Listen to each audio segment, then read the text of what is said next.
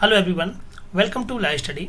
दंड प्रक्रिया संहिता के इस 33वें वीडियो में आज हम सेक्शन 395 से और 405 पर आधारित यूथ कंपटीशन टाइम्स की बुक से कुछ एमसीक्यू देखेंगे। इस बुक का पीडीएफ आप हमारे टेलीग्राम चैनल ला स्टडी से डाउनलोड कर सकते हैं, जिसमें लगभग 1000 के आसपास प्रश्न हैं। आप अगर चैनल को पहली बार विजिट कर रहे हैं तो आप चैनल को सब्सक्राइब कर लें तथा उसके पास बने बेल आइकन बटन को प्रेस कर लें, जिससे कि सभी वीडियोज की नोटिफिकेशन आपको मिल सकें। ये इस पुस्तक का चैप्टर क्रमांक 28 है, जो कि निर्देश और पुनरीक्षण को लेकर के प्रश्नों का प्रावधान करता है, रेफरेंस एवं रिवीजन। पहला प्रश्न है, निम्न में से कौन सही सुमेलित नहीं है।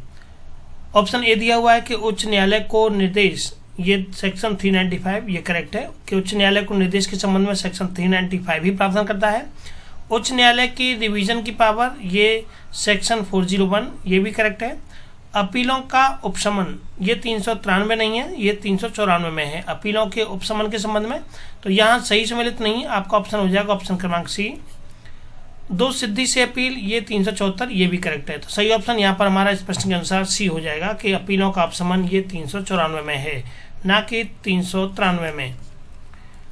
प्रश्न क्रमांक 2 है कि निम्नलिखित में से कौन सा उपचार दंड प्रक्रिया संहिता में प्रावधानित नहीं है। निर्देश अर्थात रेफरेंस, इसका प्रावधान दंड प्रक्रिया संहिता में है। निर्देश के प्रावधान को 395 में बताया गया है। पुनर्वालोकन ऑप्शन क्रमांक जो बी है, इसका प्रावधान सीआरपीसी में नहीं है। पुनरीक्षण, इसका प्रावधान भी सीआरपीसी में है तथा अपील, इसका प्रावधान भी सीआरपीसी में है। निर्देश को सेक्शन 395 में, धारा 397 में पुनरीक्षण, जबकि अपील संबंधी जो प्रावधान है ये 372 से लेकर के और 394 तक दिए गए हैं। प्रश्न क्रमांक 3 है कि किससे संबंधित प्रावधान दंड प्रक्रिया संहिता 1973 में नहीं है। तो पुनर्वालोकन से संबंधित प्रावधान सीआरपीसी में मौजूद नहीं है। प्रश्न क्रमांक 4 है कि निम्न में से किस न्यायालय को दंड प्रक्रिया संहिता की धारा 397 के अंतर्गत अवर दंड न्यायालय से अभिलेख मांगने का अधिकार होता है।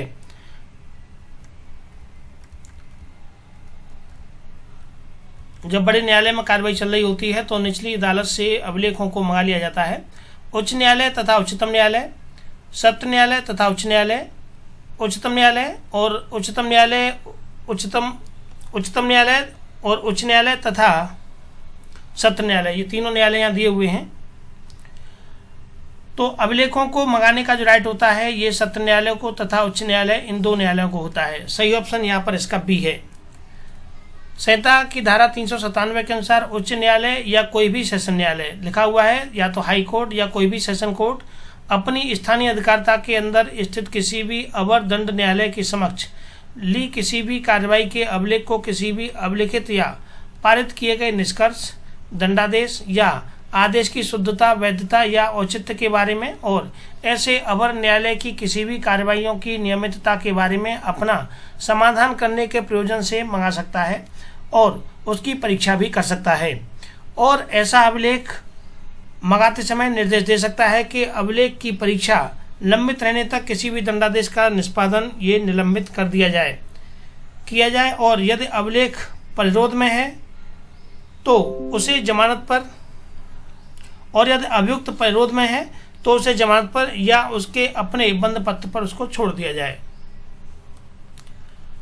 प्रश्न क्रमांक 5 है कि जब सत्र न्यायाधीश अथवा उच्च न्यायालय अपनी अधिकारिता के अधीन किसी भी अवर दंड न्यायालय के समक्ष की किसी भी कार्रवाई के अभिलेख को परीक्षण करने हेतु मंगाते हैं तो उसे क्या कहा जाता है। तो ऐसी कार्रवाई को रिवीजन कहा जाता है या पुनरीक्षण कहा जाता है, अर्थात उसका पुनः निरीक्षण किया जाना।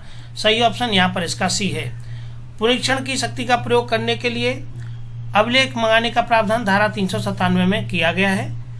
इस पुनरीक्षण के लिए उच्च न्यायालय या सेशन न्यायालय को अपनी स्थानीय अधिकारिता के अंदर स्थित किसी भी अवर अपीलीय दंड न्यायालय के समक्ष किसी कार्रवाई के अभिलेख को मंगाने का अधिकार प्राप्त होता है।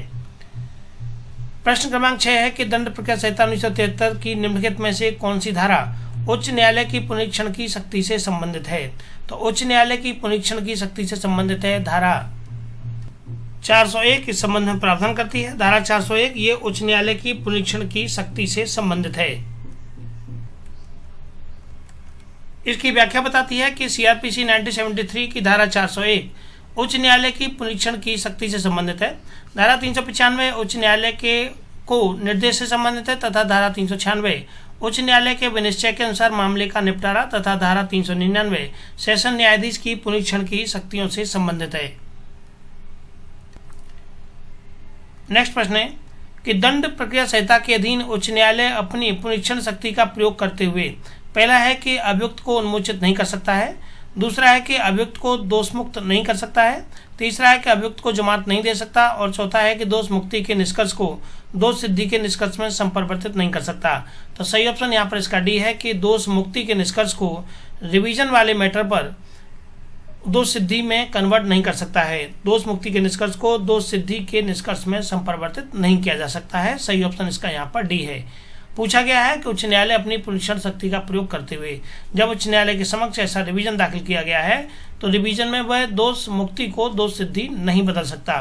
संहिता की धारा 401 उच्च न्यायालय की पुनरीक्षण की शक्तियों का उपबंध करती है। धारा 401(3) के अनुसार इस धारा की कोई भी बात उच्च न्यायालय की दोष मुक्ति के निष्कर्ष को दोष सिद्धि के निष्कर्ष में संपरिवर्तित करने के लिए प्राधिकृत करने वाली नहीं समझी जाएगी। सो फ्रेंड्स, आज के वीडियो के माध्यम से हमने इसके चैप्टर क्रमांक 28 जो कि निर्देश एवं पुनरीक्षण से संबंधित था पर आधारित यूथ कंपटीशन टाइम्स की बुक्स से प्रश्नों को डिस्कस किया। इससे आगे के वीडियो में हम आपराधिक मामलों का अंतरण से संबंधित प्रश्नों को डिस्कस करेंगे जो कि इसका चैप्टर क्रमांक 29 होगा। आप हमारे टेलीग्राम चैनल ला स्टडी को ज्वाइन करें जहां आपको विभिन्न प्रकार के नोट्स, बुक्स तथा वीडियोज़ के संबंध में जानकारी उपलब्ध रहेगी। तो थैंक यू फॉर वॉचिंग।